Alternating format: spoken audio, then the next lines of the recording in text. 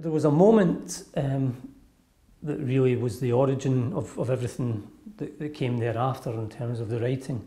And that was, well, a series of moments. My father, in about the year 2000, had 3 strokes in 18 months, and I thought he was going to die. And at this stage, I was early 40s, and I had my own family. They were young, and my relationship with my dad was good but not great. He was quite a tough father. Because he had been through so much, it was difficult to relate to him in some regards.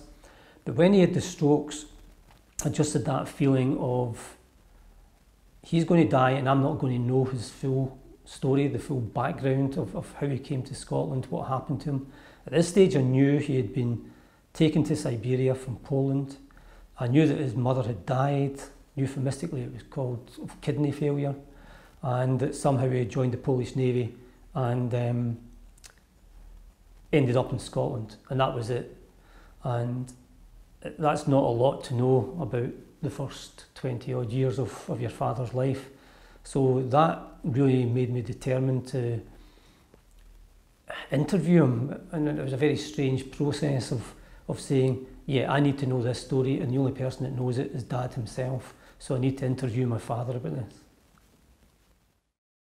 I think there were several effects on me when I was starting to interview Dad, and it didn't seem to affect him. My father has been through so much in his life that being interviewed by his son was not really a big deal. Dad says he was never really challenged in his life, which is astonishing. That's just his nature. But it was emotional for him.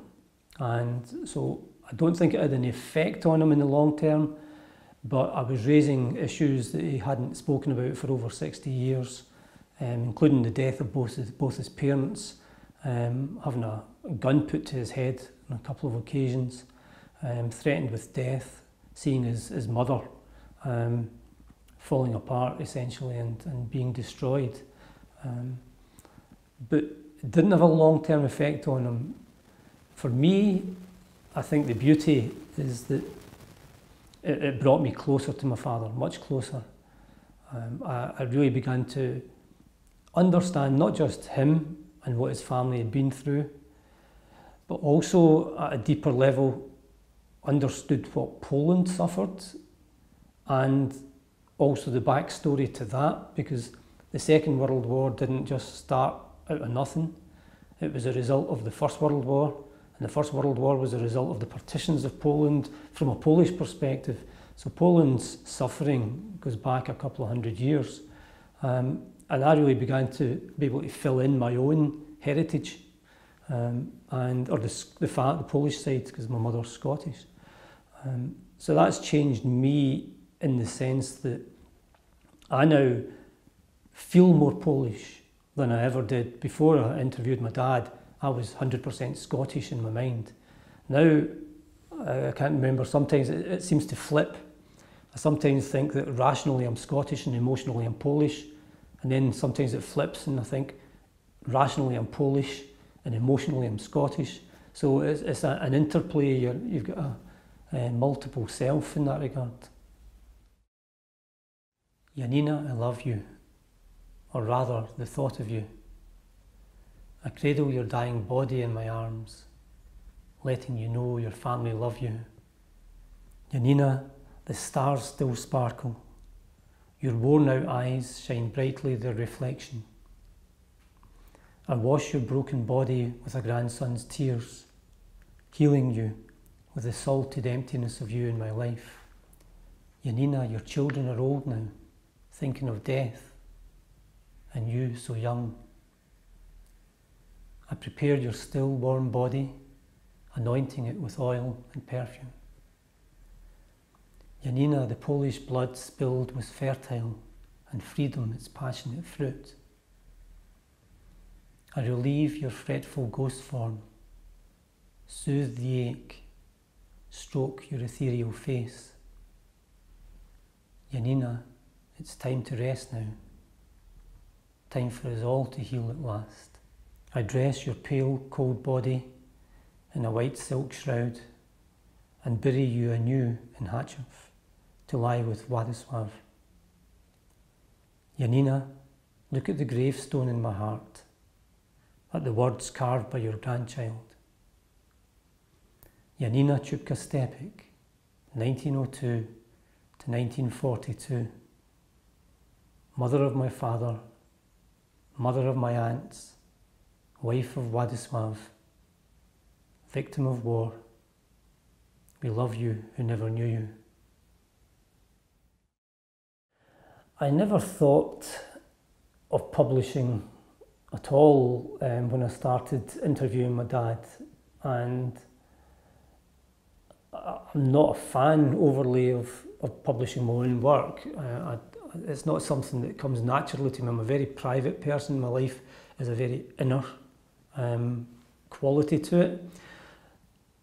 However, what I did want to do was I wanted to preserve the legacy, preserve the story, understand the story for my family, especially for my two children, Ian and Katie.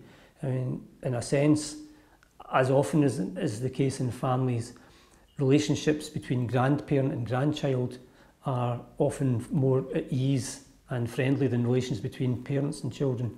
And so Ian and Katie had a very warm, easy relationship with both my parents, and I wanted them to understand that this man with a funny Polish accent, this old man, was not just a nice wee gentle person, that there was a story of immense epic and tragic causes and effects that were there. And essentially that was what was in my mind, is how do I capture this for our family and as a family legacy. I guess it had a name, maybe not. In wartime, affection is scarce. Was it a dog or bitch? Which sex is the more aggressive? That'd be a clue. Where was the guard, its owner? Sleeping inside, away from the heat or the mosquitoes? And what happened to him after? Was he shot because of my father's crime? Warfare's harsh. The guard punished. The dog sacrificed. My father, then 19, stabbed it with a long knife and slit its throat so that it wouldn't howl. Slit its throat, untied its leash, dragged its warm body away to where his mother and two sisters sat, waiting for redemption. Did they have a fire? Were they too impatient? How does one begin to eat a dog when one hasn't eaten for a week? Someone must have skinned it, roasted it quickly, gobbled down its once live form, or ripped its muscles with sharp teeth, devoured the blood and sinews raw. The sacrifice complete. Dog, guard, mother, children. Poland and Russia lay bleeding on the altar. There was a strange process. I've always written poetry and prose in my life for myself, almost as a form of catharsis or mental clearing.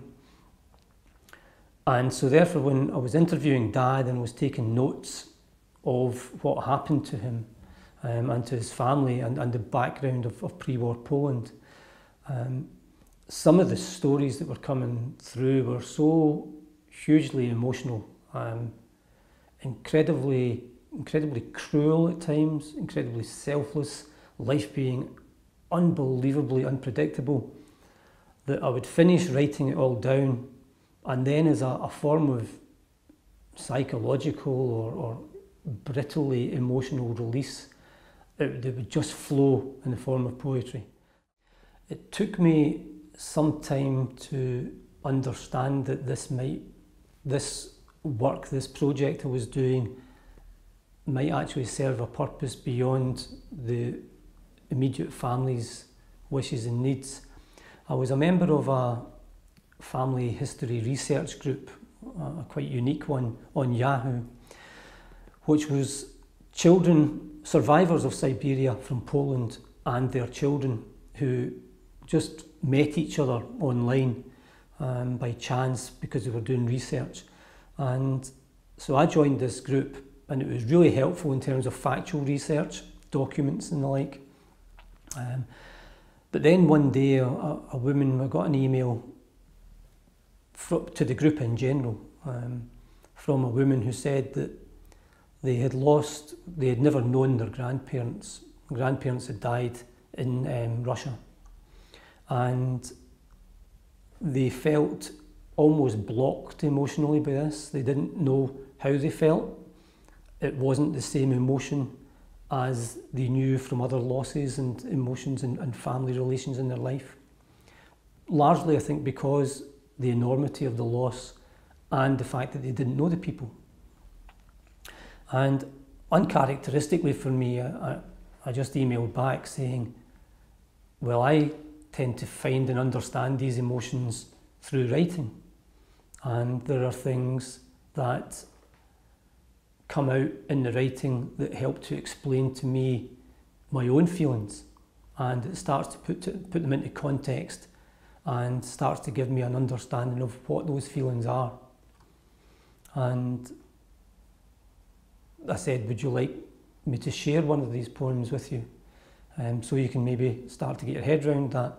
And the woman said yes, and so I shared the poem about my grandmother dying and me caring for her after her death.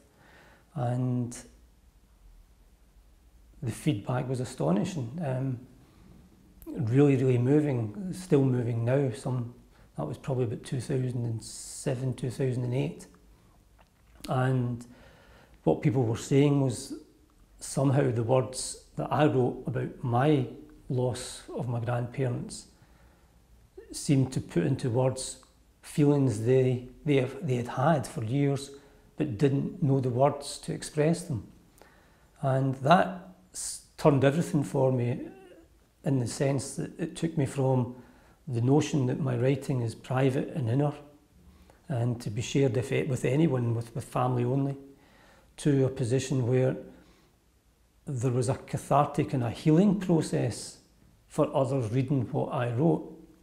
And it takes a cold-hearted person not to share what can help others.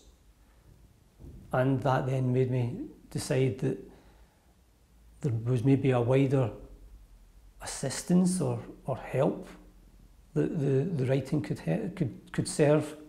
So it wasn't really about doing readings or doing publishings to say, oh, look at what I've written. It was coming directly from the point of view that people were saying that this helped them as human beings.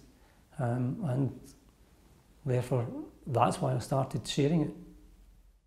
I started to think about having the work published as a direct result of the feedback I was getting online, because I shared other poems with people online. And this is a group that was maybe by this time of 500 up to 1,000 people globally.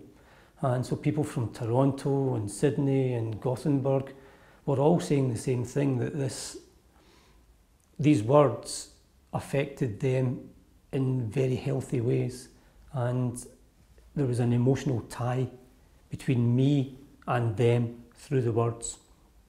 And that just got me, I'm a businessman by profession, and it just struck me that, well, this is something that people want and can benefit from. How do you get it out there? So I started doing some readings in Glasgow, and the first reading I think was probably 2008, 2009. And at that reading, I first understood that publication of this work could combine preserving the heritage of the family on the one hand in a strong way, in a way beyond just doing a manuscript for the family, and also be of artistic quality and merit, in terms of publishing. So that's the whole process by which it came from being a very, very personal, private thing to becoming a public thing through publication. The editing process for the book was a lot longer than I expected. I'm interested in the, if you could call it mechanical, or the step-by-step process of project management of all sorts of things. And so it was very interesting to take something you'd written as deeply private, deeply emotional, and to start to then treat it as something that had to be honed and edited to become a public object. And so it took us over a year in total, just the editing process and the translation, because it was bilingual, so to do the parallel English and Polish texts. But I wanted the end result to be stark, very, very raw, with as few extraneous or unnecessary words as possible. And so it really was a process of chopping out words, chopping out lines, chopping out whole poems, even though I felt they had merit. And one of the interesting things was, for me, having performed these live, is that some words and lines work in a live audience when you're delivering it verbally, but don't fit and don't maximise the expression when you're putting it in writing, in a book. So it was a fascinating process. Myself and my editor, Etta, sat down and we went through it literally line by line, word by word in some cases, and you toyed over words. Should it be in, should it be out? Can another word or phrase replace it? And that was great. I mean, I really enjoyed that. Didn't speed up the production, though it slowed it down. But it was a real joy and a real learning experience. And I think it struck me then the partnership and the team aspect of publishing a book. It's not just the writer on their solitary sort of chair then passing something over. There's a process you have to go through, and that process requires skilled people, and it's more than one person. But yeah, thoroughly enjoyable process. The responses from the public and complete strangers to the book since publication has been quite amazing. I suppose the first one was Neil Asherson, who is one of the great British journalists of our era. And Neil, in response to an email we sent him to say something about the book, what was his thoughts about the book, came back and he said, I'd written this astonishing poem because it turned out we made it chronologically into one long poem epic. And Neil said it was a monument, a meditation, a prayer and an epic. And that was quite remarkable to get feedback, A, from someone who has got such a huge reputation and standing himself, but secondly because he got it so clearly. It was a monument, it was a memorial to not just my father and his family, but to all the Polish people who were taken to Siberia, most of whom died. It was a meditation, so it was a very deep personal reflection on those events. It was, and this is the strangest one, it was a prayer. You know, I'm not a religious person, I have no belief in a God, but God's mentioned in the book about half a dozen, 10 times, and the notion of that this is a prayer for an ending to the mass suffering of people through history and in the future. Because when I was writing it, the slaughter of the people in Darfur was happening, and their epic trek to try and get to security and refuge. Now, when this has happened to your own family, to your father, when you found out that your grandmother died of starvation through this, then yes, you could call it a secular prayer for true peace and security for human beings. And the last part was the epic part, and yeah, I mean, it goes without saying that when you've got hundreds of thousands of people flocking from everywhere in the Soviet Union to try and get to freedom, thousands of mile treks, and my father and his family barefoot travelled thousands of miles, and the 3 children got to not only to freedom but got to long lives, and the 2 girls still alive. So for me, that first feedback, the first ever feedback on the book was quite astonishing. Now, that then has been replicated dozens, scores of times by email and by letters, and they are incredibly moving. People saying that the emotion in it has affected them. Someone said that they dreamt about the book at night. Someone saying that they couldn't put the book down till it was finished, and they never couldn't get to sleep. So it was quite a revelation for me as an individual that people who had no connection with Poland, no connection with the historical events, could read something on those lines and come back and say that it that affected them. Not only affected them so deeply, but in such a positive way. I think one of the threads that goes through the book that people resonate with is the notion of the kindness of strangers.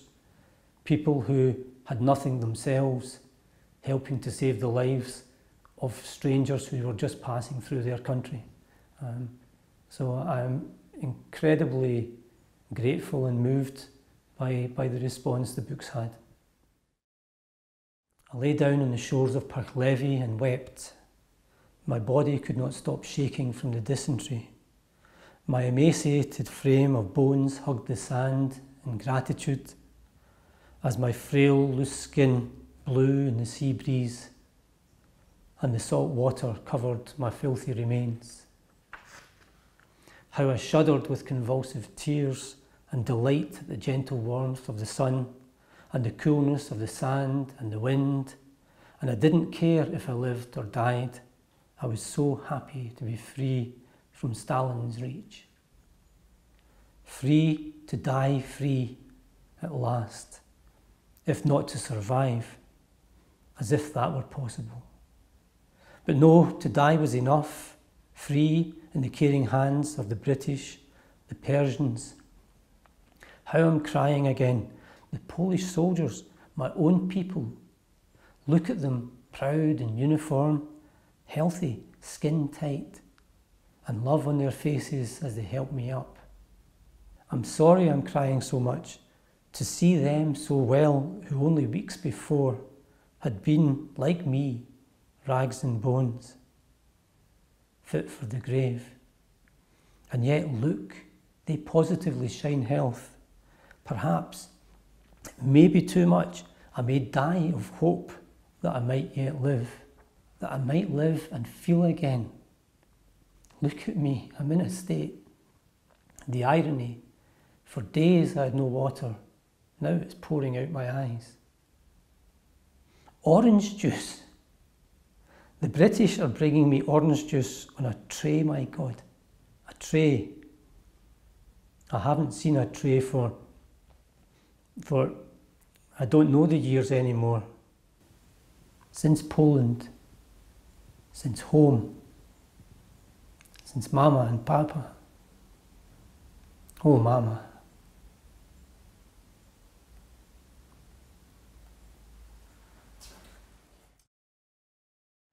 One of the interesting things for me in publishing and getting the feedback is, as someone who's always loved literature and loved Scottish literature, is to think, where is Scottish literature going? With the growing number of people from different cultures, whether that's Polish predominantly in the last few years, Indian, Pakistani, Irish, Italian, Lithuanian, People from every country in the world coming to Scotland, many of them being naturally artistic or being involved in literature or writing. It does strike me that there's a question to be raised and explored about those of us who have written from either a dual or a foreign culture, but who are and feel Scottish. And I ask myself the question, where does my book fit into that? And I think we'll see increasingly Scottish literature that relates to very different cultures, or that is inspired by and influenced by very different cultures. And for me, the Scottish-Polish heritage goes back hundreds of years, and it's been a very unusual, unique, and almost always warm relationship. And I would like to see more developed both in a factual and in an artistic way, to give that its due, to give Scottish-Polish culture its due.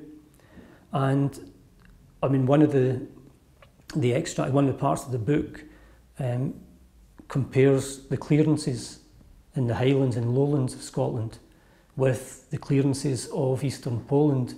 And I think there is something to be learned there and to be emotionally embraced between two peoples who have suffered in similar ways. And I think that there's a richness to be gained in Scottish literature in the future from more and more collaboration with its ethnic minority groups.